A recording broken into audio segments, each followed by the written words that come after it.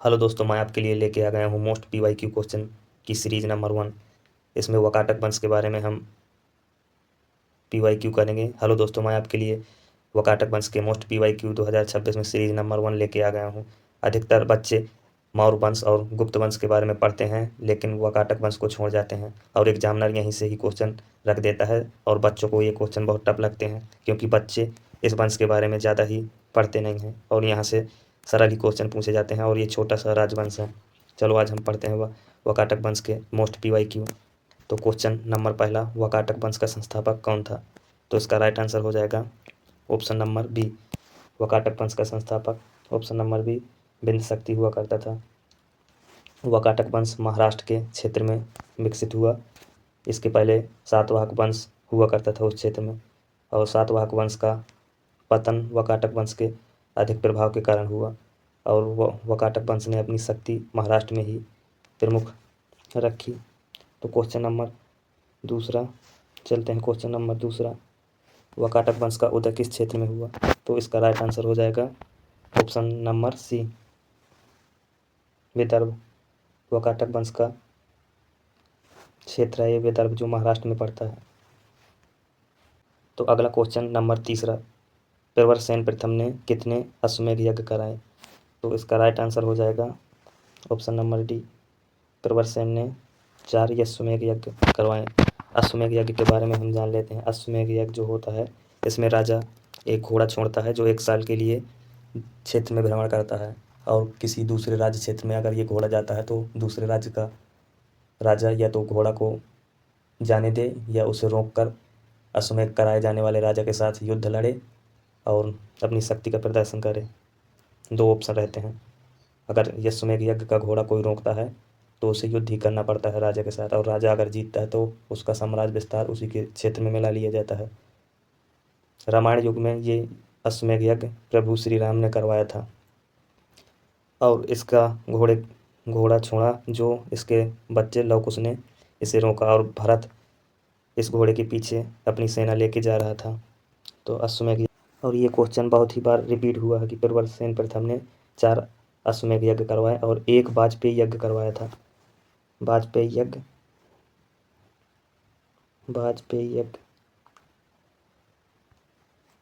प्रवरसेन ने 1 वाजपेयी यज्ञ करवाया था। एक राजसूय यज्ञ भी होता है, पर लेकिन राजसूय यज्ञ का उल्लेख नहीं है कि प्रवरसेन ने कृपया 2 ही यज्ञ ही करवाए थे।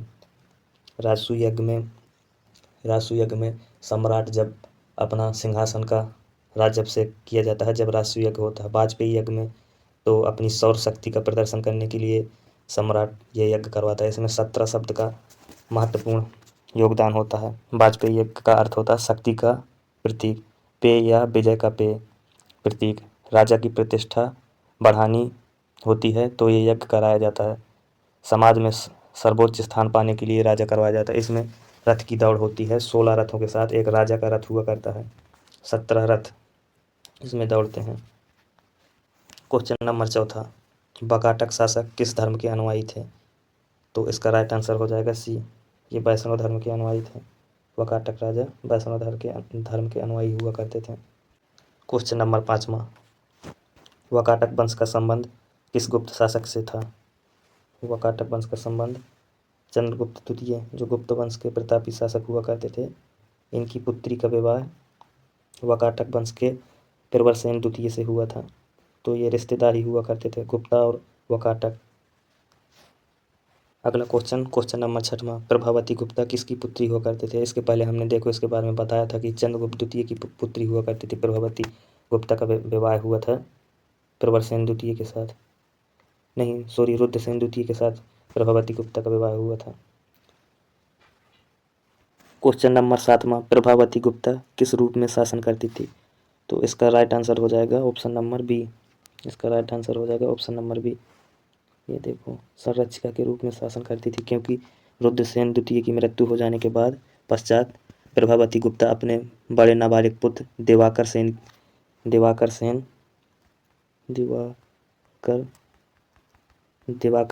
सेन की संरक्षिका बनी। संरक्षिका के रूप में प्रभावती गुप्ता ने 13 वर्षों तक शासन किया। क्वेश्चन नंबर 8वां, अजंता की गुफाएं किस काल में विकसित हुई? तो इसका राइट आंसर हो जाएगा इसका राइट आंसर हो जाएगा ऑप्शन नंबर सी, वाकाटक वंश में। अजंता की गुफाएं वाकाटक वंश में ही विकसित हुई। अजंता की गुफाएं ये महाराष्ट्र के औरंगाबाद जिले में स्थित है। ये बौद्ध धर्म के प्रति समर्पित हैं। बौद्ध धर्म के बारे में इनसे जानकारी मिलती है। अजंता की गुफाएं यूनेस्को में भी शामिल हैं। 1983 में यूनेस्को विश्व धरोहर में शामिल की गई थी। इसमें गुफाओं की संख्या 29-30 दर्शाई गई है। एक गुफा चैत्य है जो प्रार्थना हॉल के नाम से जानी जाती है। एक गुफा विहार जो भिक्षुओं के निवास के लिए जानी जाती है। Question number 4 question number 9 Vakataka वंश किस सदी में समाप्त हुआ? तो इसका राइट आंसर हो जाएगा ऑप्शन नंबर सी, 6वीं सदी में समाप्त हो गया था, क्योंकि चालुक्य वंश का उदय हुआ और चालुक्य वंश ने ही वाकाटक वंश को समाप्त कर दिया था। अगला क्वेश्चन नंबर 10 वाकाटक वंश का प्रथम पेशा क्या था? तो इसका राइट आंसर हो जाएगा कृषि, ऑप्शन नंबर बी, कृषि इसका। क्वेश्चन नंबर अगला, वाकाटक किस जाति से संबंधित थे? तो इसका राइट आंसर हो जाएगा बी, ब्राह्मण। ये पंडित हुआ करते थे और उत्तर भारत में पुष्यमित्र शुंग पंडित हुआ करते थे, दक्षिण भारत में पंडित हुआ करते थे। क्वेश्चन नंबर 12 प्रवरसेन प्रथम ने कौन सी उपाधि धारण की? तो इसने सम्राट की उपाधि धारण की और महाराजा राजा धीराज की उपाधि चंद्रगुप्त प्रथम ने धारण की थी सबसे पहले। तो इसका राइट आंसर हो जाएगा भाई ऑप्शन नंबर बी, सम्राट की उपाधि धारण की थी। चलो अगले क्वेश्चन के लिए बढ़ते हैं। क्वेश्चन नंबर 13 वाकाटक काल में किस कला को संरक्षण दिया गया था?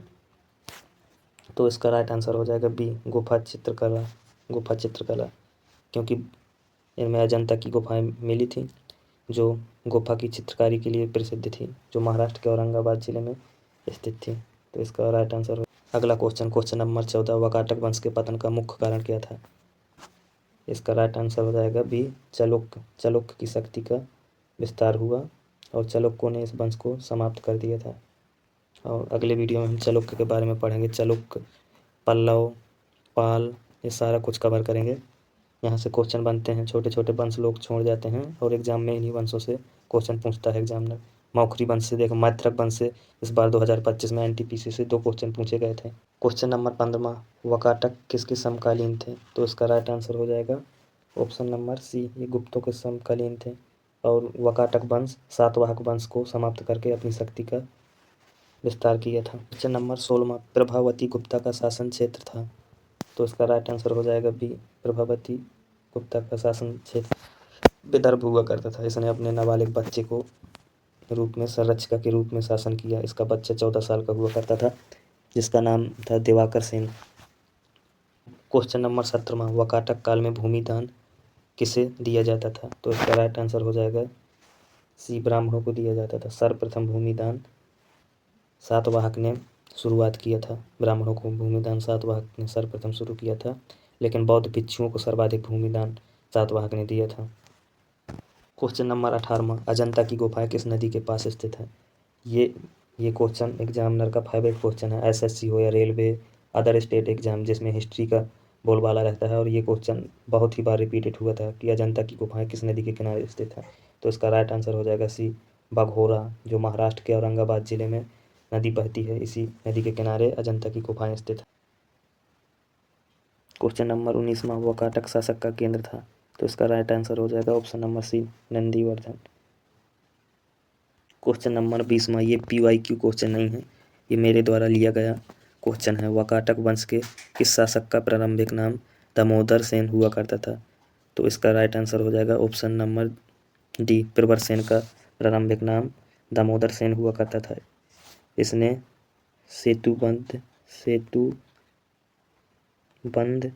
सेतुबंध नामक काव्य ग्रंथ की रचना की थी। क्वेश्चन नंबर 21 रुद्रसेन द्वितीय की पत्नी का क्या नाम था? ये तो रिपीट क्वेश्चन है। इसका राइट आंसर हो जाएगा बी, प्रभावती, जो चंद्रगुप्त द्वितीय की पुत्री हुआ करती थी। क्वेश्चन नंबर 22 वाकाटक शासकों की भाषा क्या थी? तो ये पंडित हुआ करते थे, तो उनकी भाषा भी, अब पंडितों की भाषा क्या है? बी, संस्कृत ही पंडितों की भाषा हुआ करती थी। सातवाहक की भाषा प्राकृतिक हुआ करती थी। इसके अगले वीडियो में हमने बताया था। क्वेश्चन नंबर 23वां, वाकाटक अभिलेख मुख्यतः किस भाषा में है? तो इसका राइट आंसर हो जाएगा सी। वाकाटकों की भाषा ही जब संस्कृत हुआ करती थी तो इसके अभिलेख भी संस्कृत भाषा के ही हुआ करते हैं। क्वेश्चन नंबर 24वां और महत्वपूर्ण क्वेश्चन, वाकाटक किस राजवंश से वैवाहिक संबंध में थे? तो गुप्ता इसका राइट आंसर हो जाएगा गुप्त वंश। गुप्त वंश इसका राइट आंसर हो जाएगा option number C. Question number 25वां और ये आपकी क्लास का आखिरी क्वेश्चन है, सेतुबंध नामक काव्य ग्रंथ की रचना किसने की थी? ये बहुत ही मोस्ट क्वेश्चन है और ये 2-3 बार रिपीटेड है एनटीपीसी में। ऐसा स्टेट एग्जाम में भी पूछा गया क्वेश्चन है कि सेतुबंध नामक काव्य किसने लिखा? तो इसका राइट आंसर हो जाएगा डी, प्रवरसेन द्वितीय ने सेतुबंध नामक काव्य ग्रंथ लिखा था।